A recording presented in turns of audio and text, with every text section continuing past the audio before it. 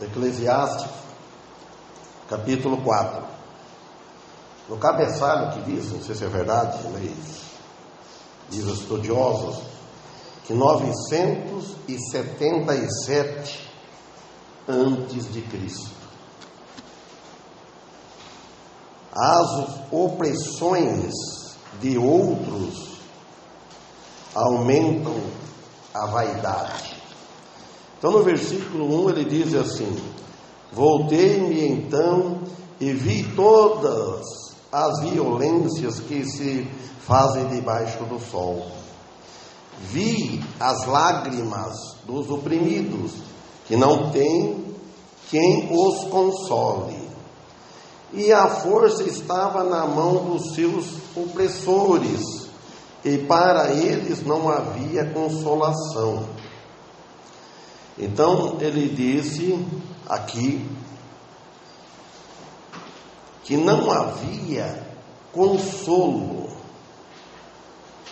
não havia consolador, não tinha que consola. Então este capítulo lhe mostra aqui, ou este texto, o mundo que se distanciou de Deus. O povo distanciou a sua vida de Deus e vai distanciando cada vez mais. Vocês podem prestar bem atenção, mesmo sendo da incredulidade, mas parece que está distanciando mais.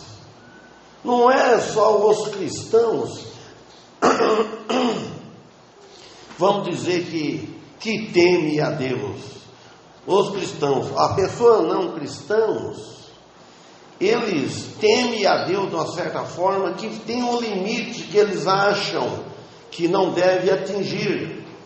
É pecado, mesmo sendo perdidos, mas eles creem em Deus dessa forma, que eles têm medo de Deus. Antigamente, o povo sem Deus respeitava mais a Deus do que hoje. O povo de antigamente, eles tinham a religião, eles acreditavam na religião, criam na religião e faziam as coisas mais honestas. Não queria errar muito, evitava muito, mas não eram salvos. Vamos dizer, olhar o exemplo de Cornélio. Não precisa ir muito longe, está no livro de Atos, capítulo 10. Ele era um homem temente a Deus, ele temia a Deus, mas não era salvo. Ele fazia as orações dele contínuas, mas não era salvo. Ele fazia caridade ao povo, mas não era salvo. E assim vai. Faltava depois, ele ouviu o evangelho verdadeiro, ele cria na religião, que depois o Senhor enviou um discípulo, o apóstolo Pedro, para ir pregar para ele. Então aqui nós vemos, mas só que nos dias atuais, o mundo está distanciando cada vez mais, vai distanciando a sua vida de Deus. E como resultado de distanciar a vida de Deus, há uma confusão, a ignorância vai aumentando e a miséria também vai multiplicando cada vez mais. Então a situação caracteriza a maioria do mundo atual hoje. Então a palavra que fala voltei-me significa resumir a minha investigação, que é só violência. Boa noite. Só violência no mundo. Por isso que ele fala, voltei-me então e vi toda a violência. Então ele começou a olhar debaixo do sol, em cima da terra, ele não viu nada aproveitado. Ele ouviu só violência. E o Espírito Santo que estava inspirando, o Espírito Santo, ele é o Criador, ele é o autor das Escrituras. Então ele conhecia aquele tempo, o mundo futuro que nós estamos, e o mundo por vir, que ainda há de vir no futuro. Então ele olhou, ele viu, ele escreveu: olha, só há violência, relativamente falando, mais violência de que bondade, que misericórdia. E vi as lágrimas dos oprimidos. Olha, ele viu, ele falando. Porque Salomão aqui escrevendo, inspirado pelo Espírito Santo, ele via daquele tempo, onde ele reinava. Mas o Espírito Santo falou do modo geral, da humanidade, do mundo todo. Lágrimas dos oprimidos, que não tem quem console. O único que console é Jesus. E nós temos o Consolador, que é o Espírito Santo, chamado de Consolador. E a força estava na mão dos seus opressores, dos grandes, que vão fazendo opressão em cima dos pobres. E a força estava na mão dos seus opressores, e para eles não havia consolador.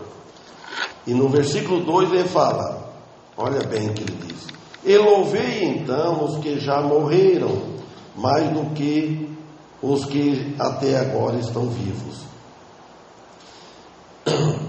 A vida dos mortos, como nós vemos aqui,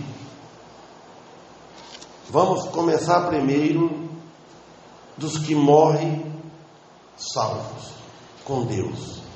A vida dos mortos com Deus, a vida deles está consolada. A alma deles está consolada, ela está em alívio. O corpo está guardando a ressurreição e a alma está lá com Jesus, o Espírito. Mas a vida dos mortos sem Deus não termina nunca. A vida termina aqui. Esta vida que nós vivemos, nós estamos nesse mundo, ela tem um fim. Um está mais longe, o fim dele, outro está próximo. Nós não sabemos de nós aqui qual é o dia nosso. Nós, toda a humanidade está feita uma fila.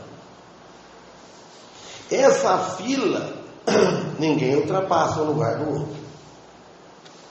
Está uma fila, vamos dizer assim para entender. Eu não sei que lugar que eu estou na fila, mas estou. O dia da morte chega e Deus sabe já qual é o lugar, a minha hora, a hora de cada um de nós.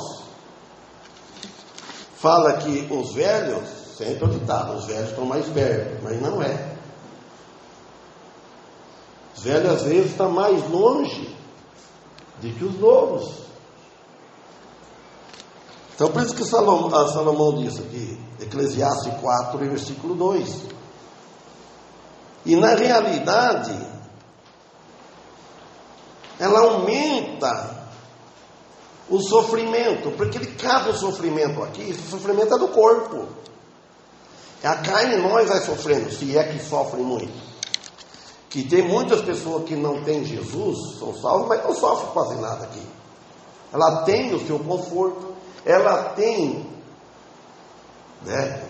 o seu recurso financeiro.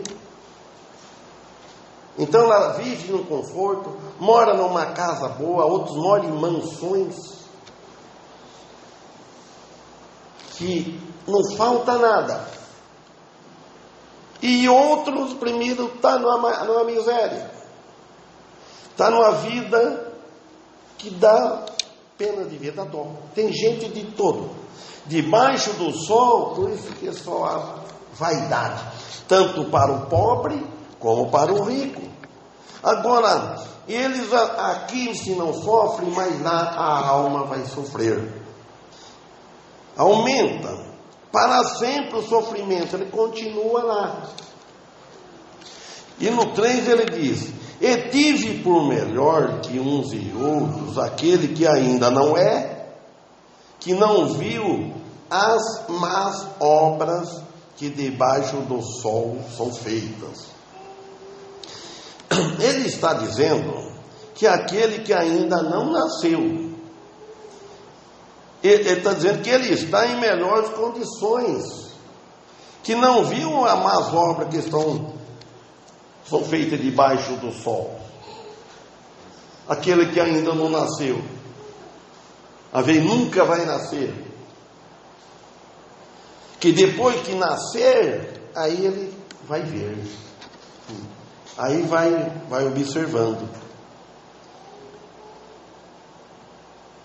E tive por melhor que uns e outros, que ainda não existiu.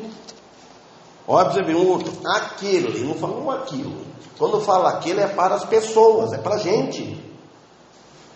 Se ele falasse aquilo, era coisa. Então eu vi que uns e outros, aquele que ainda não é. Em 1954, 1953 para trás, eu não existia. Eu nasci em 1955. Então, eu não era o Sebastião. Agora, no plano de Deus, no pensamento de Deus, no pré-conhecimento de Deus, eu já existia. Nós, falando de mim, ele já sabia que tal momento, a hora que eu nasci, o dia que eu ia nascer, a hora que eu ia nascer, como que eu ia viver, que um dia mais tarde, se eu nasci em 55, em 94 eu aceitei Jesus, mais ou menos, né? Se eu vi a data certa, em 1994, olha só, quanto tempo que eu vivi sem Deus, vivendo para mim. Cada um vê você, servindo a mim. E agora, não viu as obras que debaixo do sol são feitas? Versículo 4: e vi deste modo que todo o trabalho e toda a excelência de obras move a inveja do homem contra o seu próximo. Também isto é vaidade e aflição de espírito. Então ele está falando que ele viu também. Ele viu que todo o trabalho e toda a excelência de obras boas, obras grandes, obras boas. Mas só que a obra, se você faz uma boa obra, ou a pessoa faz coisas boas, aquilo que você faz, ele fala, move a inveja do homem contra o seu próximo. A inveja existe. Depois eu ouço haver um ditado, fala assim, é uma inveja sadia. Não sei se tem inveja sadia, mas diz, às vezes, a gente tem uma inveja sadia. Não sei. Também isso é vaidade e aflição de espírito.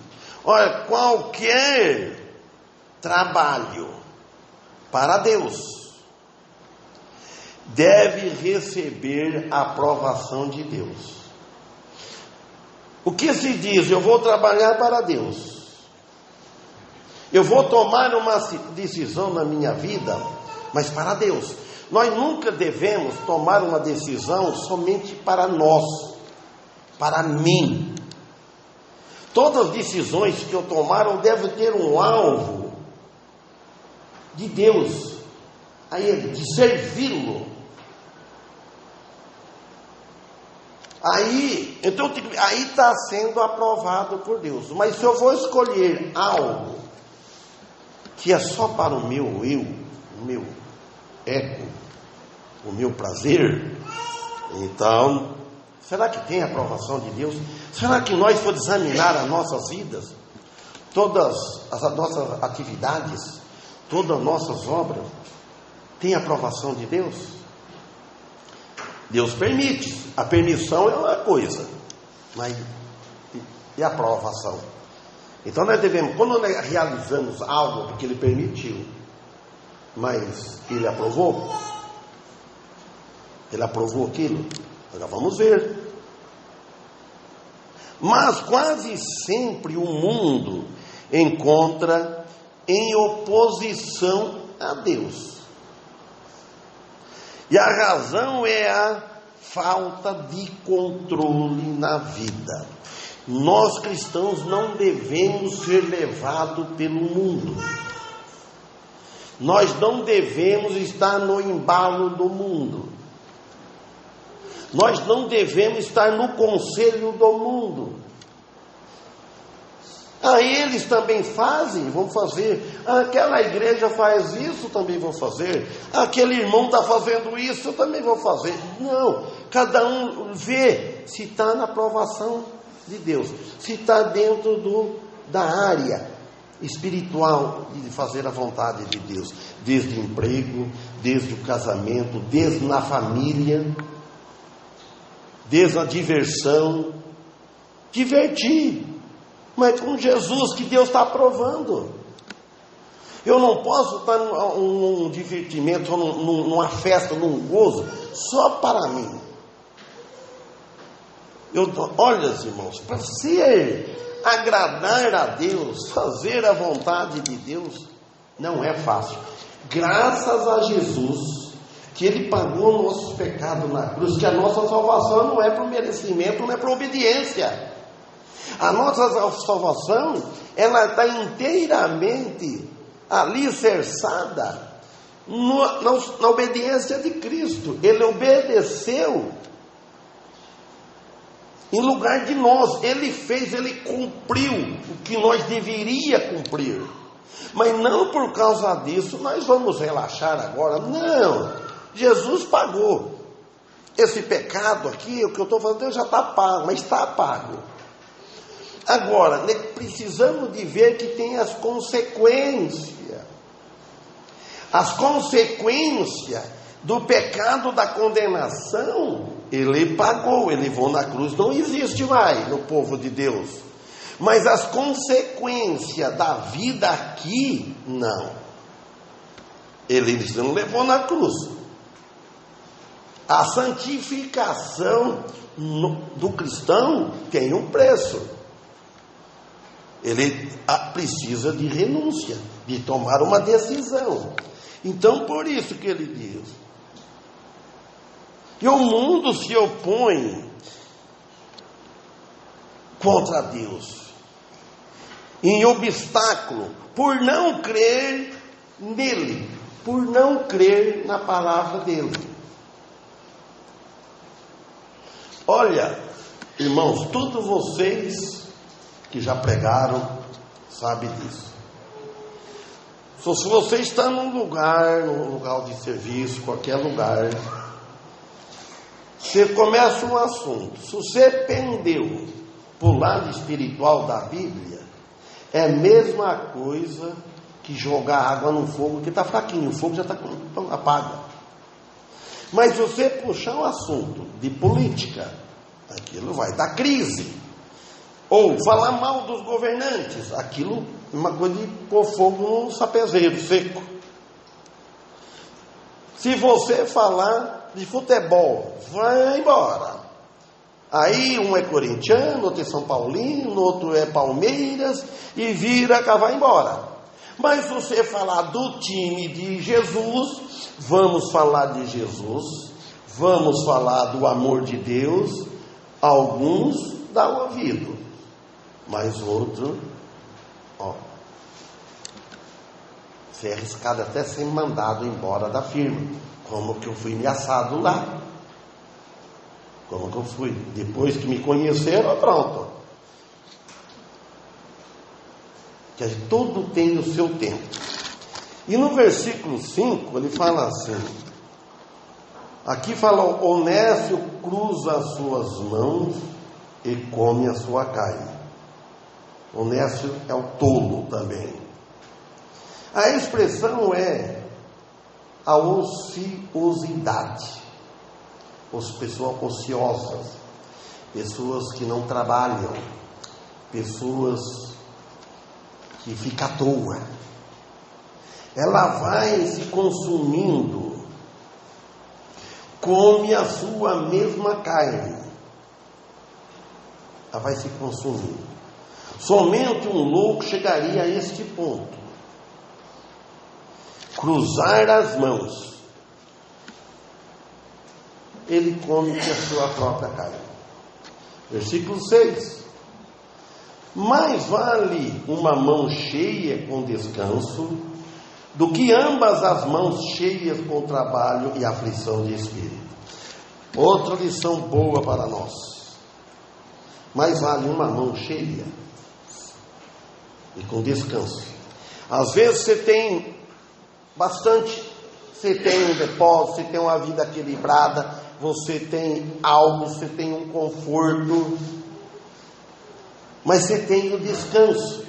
Você está com a sua mão, uma mão cheia, não está as duas vazias. Você está com a mão cheia, mas você está folgado, você está descanso, você não está preocupado, não está com muita responsabilidade. Agora, se você está com as duas mãos cheias, fala, do que ambas as mãos cheias com trabalho e aflição de espírito. Aí você tem tudo, você quer abracar tudo. O homem quer abracar tudo, ele quer tudo. Ele está com as duas mãos cheias, então ele não tem descanso, ele não tem repouso, ele nem dorme. Ele nem dorme. Porque quando eu trabalhava na construção civil, que eu trabalhava em empreita, à noite eu ia quebrar a cabeça, quando ficava com uma coisa difícil na obra, para me pôr a juntar tudo, os quebra-cabeças. Quem tem muita responsabilidade, à noite ele não relaxa. E quando você não trabalha, você trabalha assim, mensal, tudo, você foi embora, aquilo fica. Você vai carregar o problema. Então agora a pessoa quer abarcar muitas coisas. As duas mãos cheias, tá com as duas mãos, você está com as duas mãos ocupadas, como é que vai fazer? Tem que ter uma desocupada. Então os homens se dispõem a buscar paz, não busca paz interior, eles buscam a paz exterior. A paz exterior não tem. O mundo lhe dá uma paz. Se você querer abarcar muitas coisas, você vai ter uma certa paz no mundo, mas essa paz é vaidade. Agora, nós devemos buscar paz interior, não paz que o mundo dá.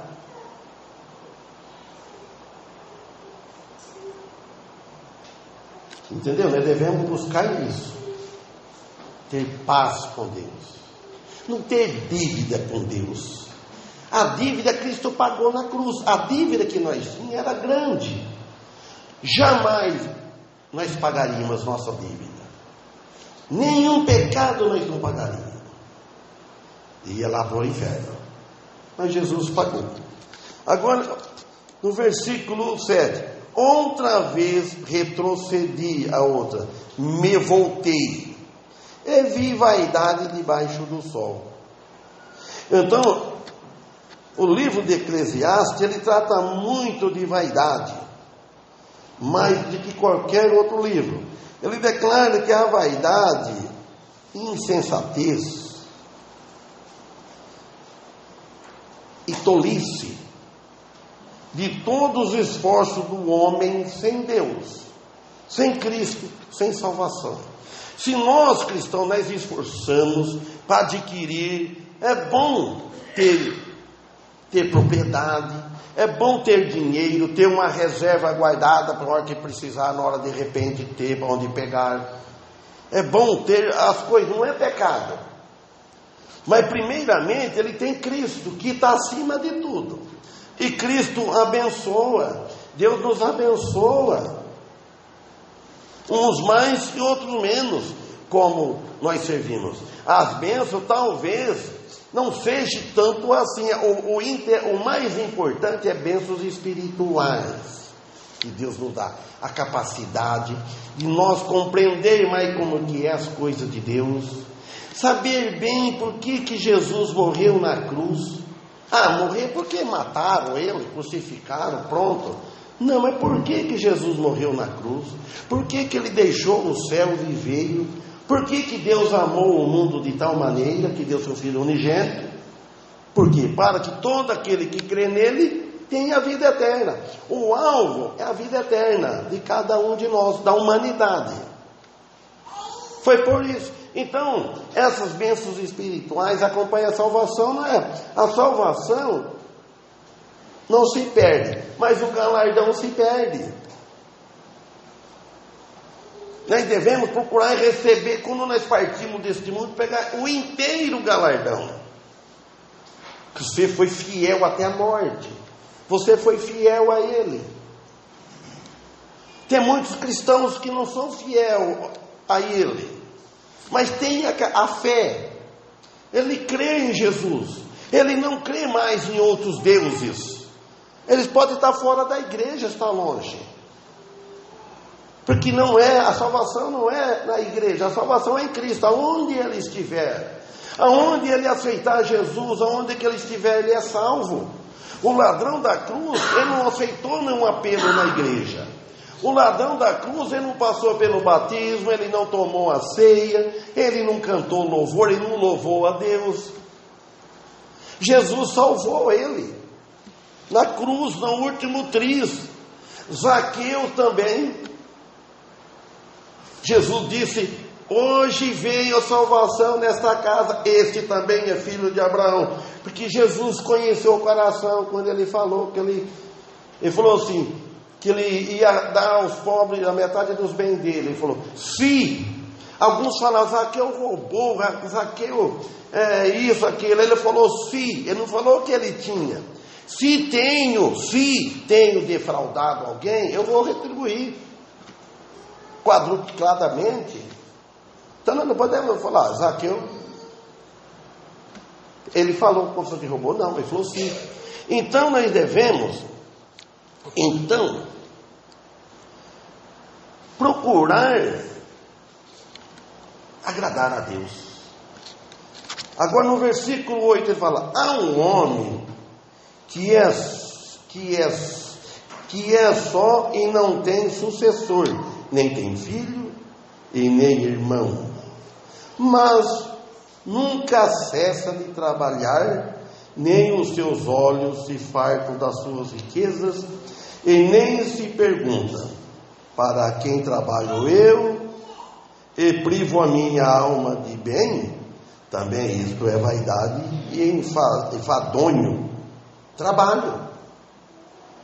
Então Salomão, nesse tempo que ele observava o que esta busca constante da vida sem Deus, em última instância trouxe agudos sofrimento, egoísmo e por cima a perdição eterna. Não é por ser rico que vai ser que é perdido. Não é por ser rico, é por não ter Jesus. E é difícil um rico se salvar. Jesus disse que é difícil um rico se salvar, porque ele já tem um pedaço do céu aqui na terra. Ele goza dos bens. É difícil ele crer, mas tem pessoas. O versículo 9: melhor é que sejam dois. Olha bem aqui também. Um é reprovado, não é bom, né? Um é bom, mas aqui ele fala: melhor é que sejam dois do que um, porque tem melhor paga do seu trabalho. Então nesse texto aqui nós aprendemos ainda mais que não é bom que o homem esteja só. Isso está lá em Gênesis, nós não vamos lá, capítulo 2 e versículo 18, mais ou menos, que Deus diz: ó, não é bom que o homem esteja só. O homem precisa de uma companheira. O homem precisa de uma ajudadora. O homem precisa ter a sua mulher, a sua esposa, para poder servi-lo. E se vê que lá em Efésios, o problema de família é complicado. Paulo disse para as mulheres: vós mulheres, seja submissa a vossos maridos. Sujeitai a vosso marido no Senhor. Vós, marido, amai a vossas mulheres. Ele falou diferente, ele não falou para o marido sujeitar a mulher. Ele falou para o marido amar a mulher, a sua esposa. Ame. Mas não falou para a mulher amar o marido. Por que Paulo não falou para a mulher amar o marido? Por quê? Então, porque a mulher, ela não precisa falar, mas ela ama por natural, ela é mais emotiva, ela é mais amor. E o homem não. Então falou o homem: amai a vossa esposa. A mulher, ela ama, ela é mais amorosa, mas só que ela não é muito, não quer sujeitar o marido. Se note bem, a mulher é carinhosa, ela ama o marido, mas ser submissa, não, ela é dura.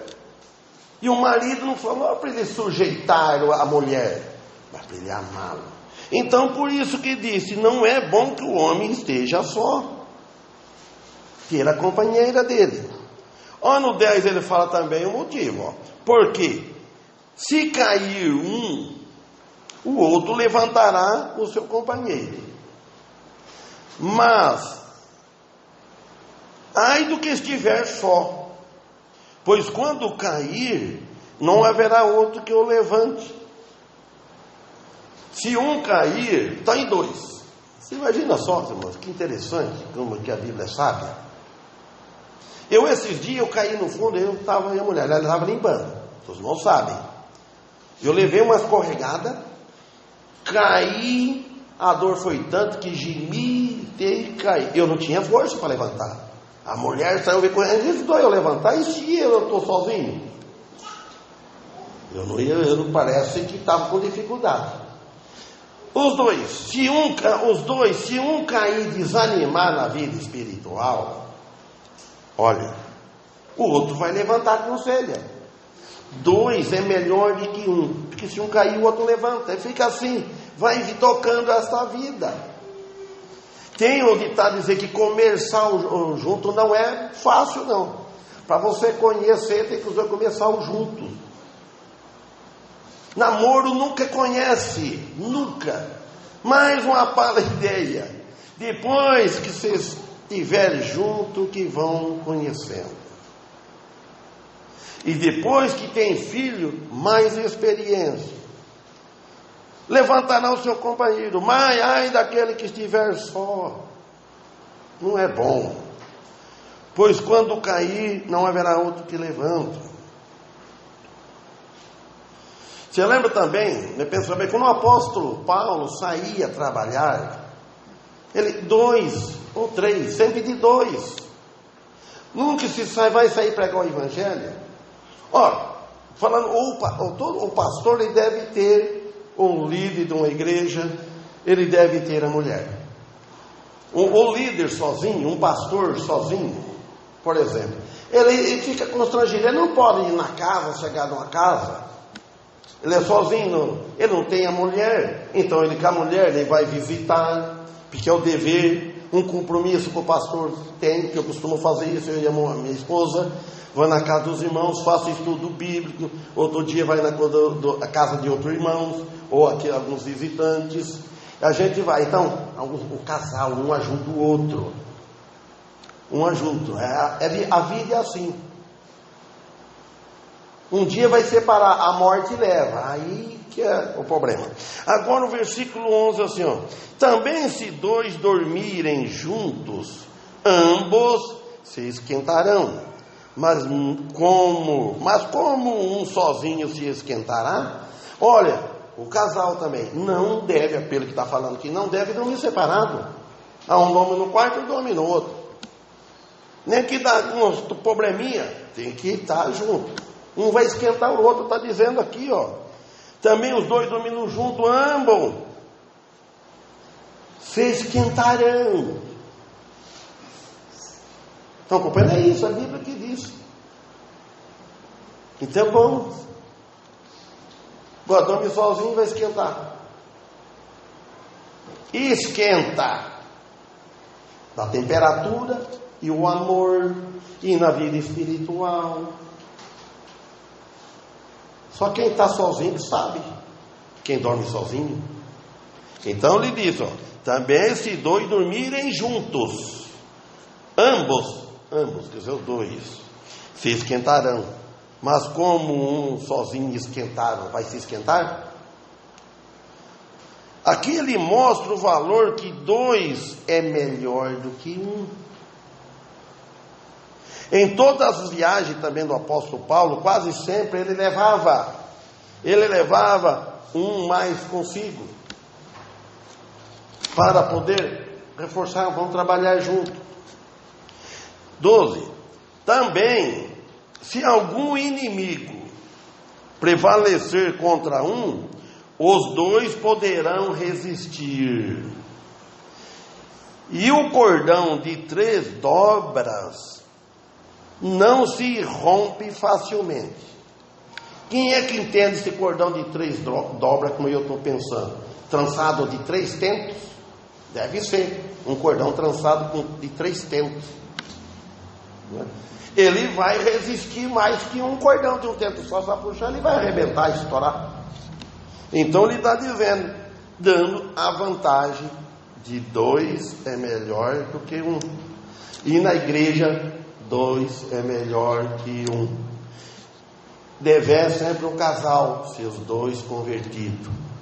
A mulher sempre deve acompanhar o marido, e nos cultos e na igreja. Só quando for uma necessidade de força maior. Tinha um irmão lá em Bauru, na igreja lá, que ele sempre falava no púlpito. Irmão Davi. Ele falava assim, olha o que ele usava. O homem, o chefe da casa, que tem que fazer a frente, cuidar. Vamos para a igreja. Vamos, mulher. Vamos, filhos. Ele falava sempre, quase sempre ele tocava nesse assunto. Vamos para a igreja. Ele falava assim, é uma coisa que não estranhar, humilhação. A mulher, vamos, marido, para a igreja. Estou desanimado hoje. Vamos para a igreja. O filho fala, vamos, pai, para a igreja. Não, a direção parte do cabeça do lar, o marido. O marido, ele é o cabeça da mulher.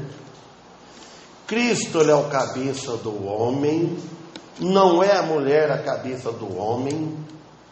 Então o mundo está muito contrário hoje.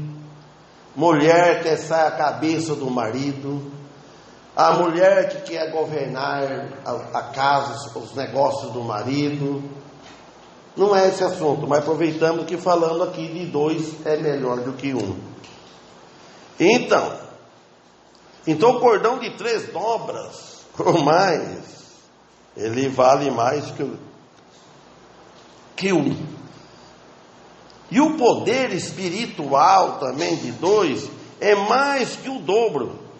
Por esta razão é tão importante 2 ou mais estejam de acordo na oração. Vamos dar uma olhada lá em Mateus, capítulo 18, versículo 19. Mateus, capítulo 18.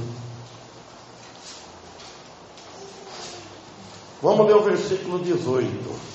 Vou ler como está no original. O versículo 19, mas vamos ler o versículo 18. Tem uma tradução que está escrita assim. Vou ler como diz a outra.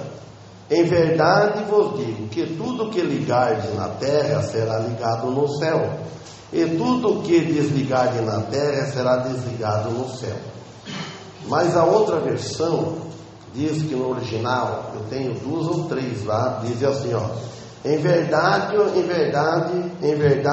digo, tudo que ligardes na terra terá sido, olha, o que é isso? Ligado no céu. O que quer dizer essa palavra terá sido? Passado.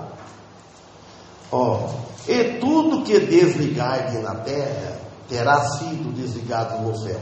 Porque se a gente for tomar isso aqui do jeito que ela está aqui, vai dizer que liga na igreja, Eu já ouvi gente falar isso, irmão. Olha o poder, eu já vi pregador falar isso. Olha que poder que tem a igreja aqui. Deus respeita as decisões da igreja. Porque a igreja, quando ela liga um membro, Deus liga ele lá no céu. Quando desliga, Deus desliga. Não está isso, está dizendo no original. Quando a igreja liga, quando faz, já no passado, no plano de Deus já está ligado, mas não passou na igreja. O nome dele está no livro da vida. Ele é um predestinado que Deus já conheceu antes. Mas Deus não tira a liberdade dele, o livre-arbítrio dele. Deus já sabe antes aquele que vai aceitar. Aquele que não aceitar, que Deus já sabe que vai morrer rebelde, não está escrito o nome no livro da vida, está em Apocalipse 21, por lá. Não foi achado escrito no livro da vida, desde a fundação do mundo. Então aqui no versículo 19 diz assim, ó, também vos digo que se 2 de vós concordarem na terra a respeito de algo que pedirem, isso lhe será feito por meu Pai que está nos céus. 20. Porque onde estiverem 2 ou 3 reunidos em meu nome, aí estou eu no meio deles. Vocês pensou bem?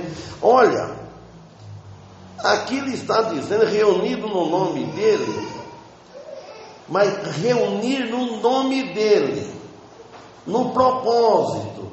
Aí um só não faz a igreja uma pedra. Ele fala 2 ou 3, aí pode começar. Só 2 ou 3. Nos olhos de Deus, aí constituiu a igreja. A igreja começa assim. Qual foi a primeira igreja? Como é que começou a primeira igreja? Começou lá em Jesus. Quando Jesus disse para Pedro, tu és Pedro. Jesus disse, tu és Petro, no grego, uma pedrinha, sobre esta pedra, esta rocha, edificarei a minha igreja. A igreja não foi edificada no apóstolo Pedro. Quando Jesus diz sobre Pedro, sobre tu, sobre esta, se falar a palavra, pôr a Bíblia longe, essa, agora, esta, a palavra esta, o que está mais próximo. Tu és Pedro, sobre esta rocha, esta pedra, que em ele é Cristo. A igreja é edificada em Cristo. Edificarei a minha igreja. Então começou de Cristo e ela vem vindo. E ele diz, onde tiver 2 ou 3 reunidos em nome de Cristo, desta pedra, não é em nome de homem. E outra também, a igreja de Cristo, ela não tem uma sede, ela não tem uma matriz. Se tiver, ela pode ser igreja, mas não de Cristo, de homens, pode ser salvos, mas não é igreja de Cristo, porque tem os cabeças que governam. Tudo que você fizer tem que prestar conta. A igreja de Cristo, ela é independente, ela é igreja local. A nossa igreja aqui, nós não depende de igreja nenhuma. Nós não prestamos conta a ninguém, nós prestamos conta a Deus. Resolve tudo os nossos negócios e problemas aqui. A igreja aqui, nós aqui. Então não temos nada com a Santa Igreja Batista vizinha. Cada uma vai dar conta diante de Deus. Cristo é o cabeça da igreja. Então nós devemos estar afinados com Jesus, procurando fazer a vontade dele. Então nós vamos parar aqui, ó, no versículo 1 de Eclesiastes. Voltei-me então e vi que todas as violências que se fazem debaixo do sol, vi as lágrimas dos oprimidos, que não tem quem os console, e as forças estavam na mão dos seus opressores, e para eles não havia consolador. Então ele viu que tudo, antigamente até o final. Então fiquem os irmãos com isso, com essas palavras. Tudo que debaixo do sol, sem Deus, sem Jesus, sem salvação, sem ser herdeiro dos céus, é vaidade. Acaba. Amém?